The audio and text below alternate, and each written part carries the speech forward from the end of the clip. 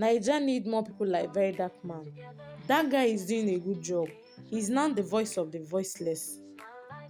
Anyways, today we are preparing assorted okra soup.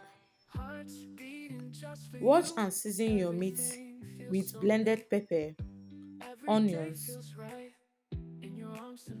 maggi, and salt. Add water, stir and allow to cook for 10 to 15 minutes.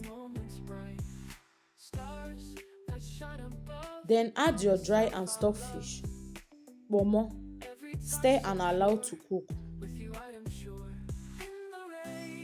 Add your palm oil, crayfish and allow to cook. Now you can add sliced okra, stir and allow to cook for some minutes.